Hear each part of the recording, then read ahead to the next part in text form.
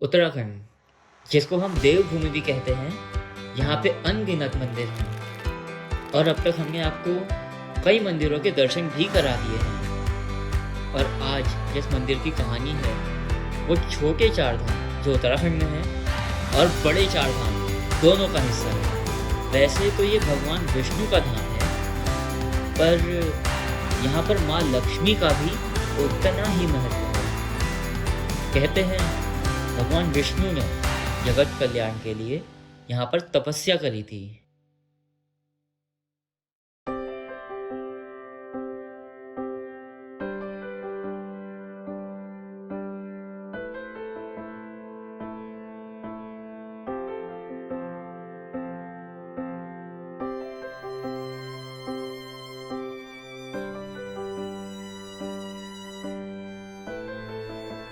और माता लक्ष्मी ने बेर का पेड़ बनकर उनकी सेवा करी। बद्री यानी संस्कृत में बेर और नाथ मतलब उनके पति, मतलब लक्ष्मी माता के पति। मंदिर के दरवाजे पे अलकनंदा नदी खुद आपका स्वागत करेगी। तो गर्म पानी का कुंड है एक शिला के ऊपर, इसका नाम है मार्कंडेय शिला, जहाँ से गर्म पानी निकलता है। यह है गरुड़ शिला। कुंड के पास में है नारद शिला, नदी है अलकनंदा, यह है वारा शिला और उस साइड में इसके नरसिंह शिला। एतत् पंचशिलाम मध्य आसनम बद्रीपति।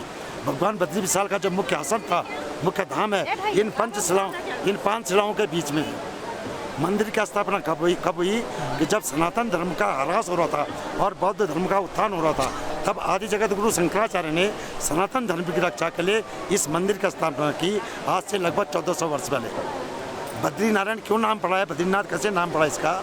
इन पंचशिलाओं के बीच में भगवान विष्णु ने नारायण अवतार के रूप में तपस्या की। तो जब भगवान विष्णु यहाँ तपस्या कर रहे थे तो लक्ष्मी बेर का झाड़ बन करके, बेर आता ना खाने का, बेर का झाड़ बनकर ऊपर से छाया कर दी।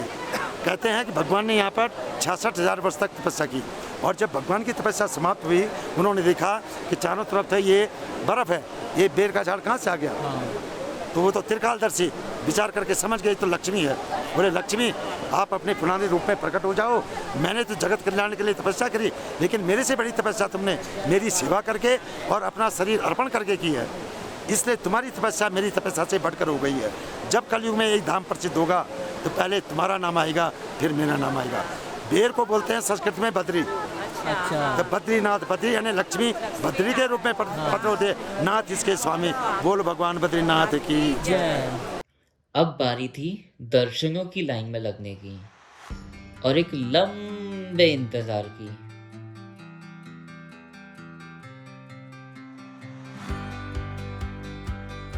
पर ये इंतजार इतना खूबसूरत कभी नहीं लगा आज तक।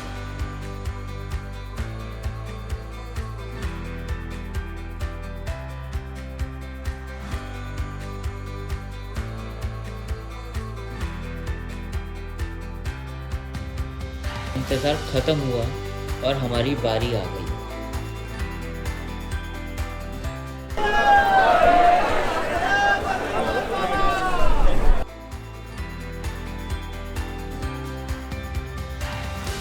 एक बात तो समझ में आ गई कि इस मंदिर को जितना देखो ये उतना ही ज्यादा खूबसूरत लगता है।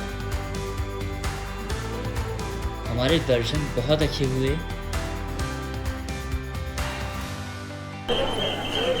तो पूजा अच्छे से दर्शन हुए तेरे? बहुत अच्छे से सब देखा है आज तो? बहुत बहुत ज़्यादा भीड़ थी, लेकिन दर्शन मतलब काफ़ी अच्छे से हुए, उम्मीद से ज़्यादा अच्छे हुए। मैं तो बहुत देर तक देखा। मतलब 3, साढ़े 3, 4 घंटा लगना सफल रहा, अच्छे दिन। दर्शन और फोटो के बाद बारी आई यहाँ की कुछ यादें वापस लेके जाने की। अरे भाई यादें ही तो हैं जो हमें घर जाकर भी बद्रीनाथ से जोड़े रखेंगे।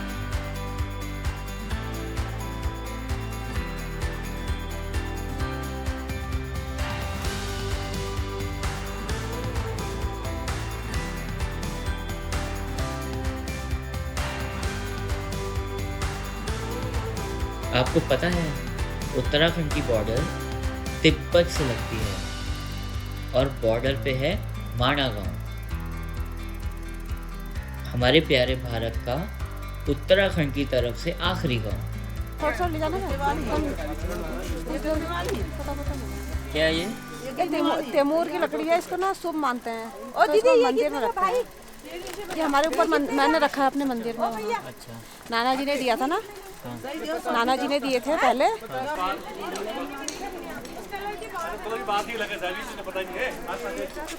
हम यहाँ दुकान में बैठे हैं, कौन पिलाएंगे? नहीं तो ऊपर मिल जाएगी पिलाएंगे। आगे कहीं? हाँ? आगे मिलेगी? आगे मिलेंगे। अब यहाँ का तो सब दुकान ही में है, पूछो उससे। यहाँ की फेमस चाय है वो।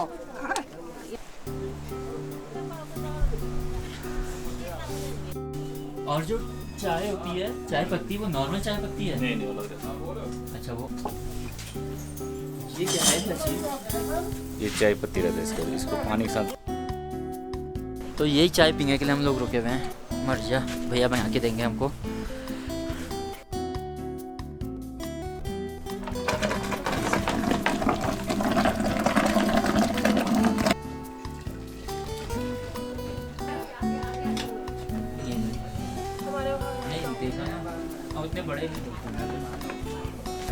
तो ये शरीर में ताकत देती है, ऐसा बताया इन्होंने। देखते हैं।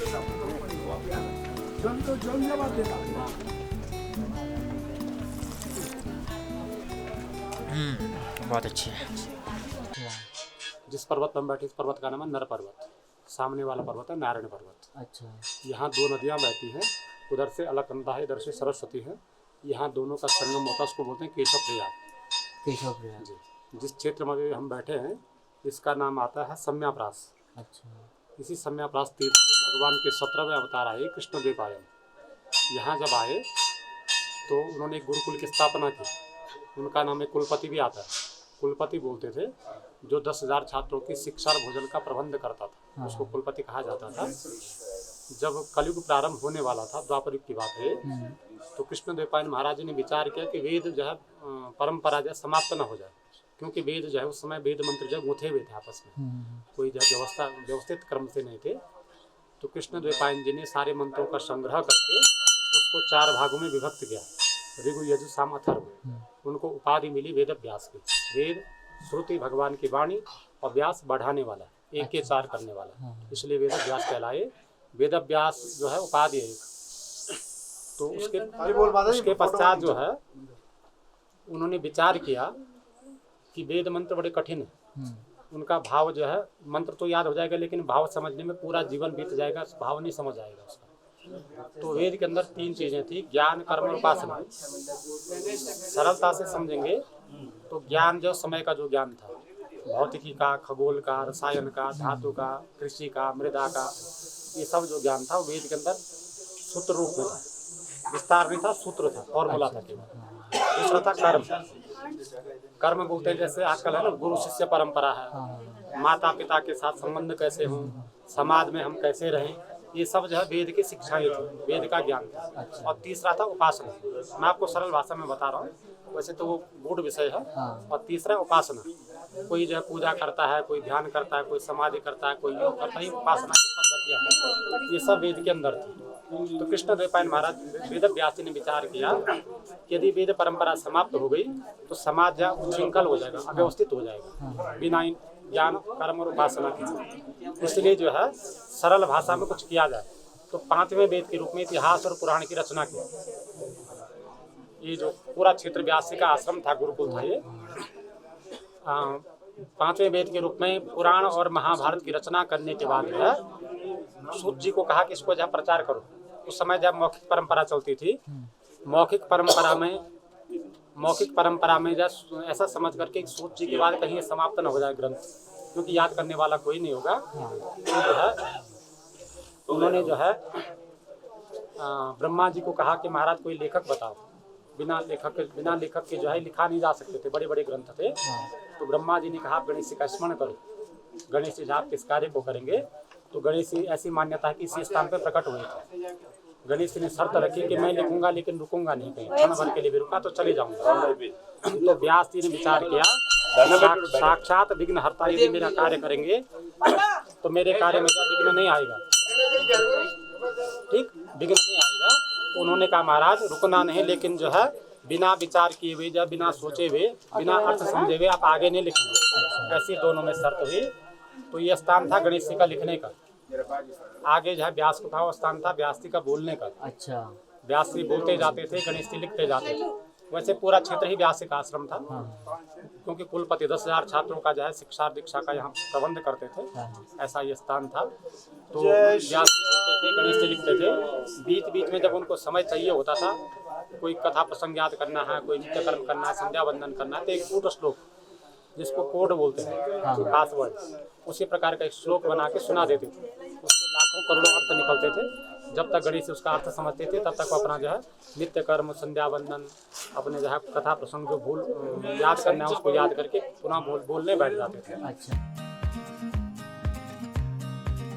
तो इसी के साथ हमारा माणा गांव का सफर हुआ समाप्त। अब समय हो गया है अपनी अगली डेस्टिनेशन पर जाने का।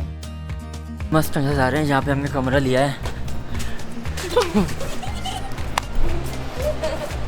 वो जो ब्रिज है वही रास्ता है हेमकुंड साहिब जाने के लिए।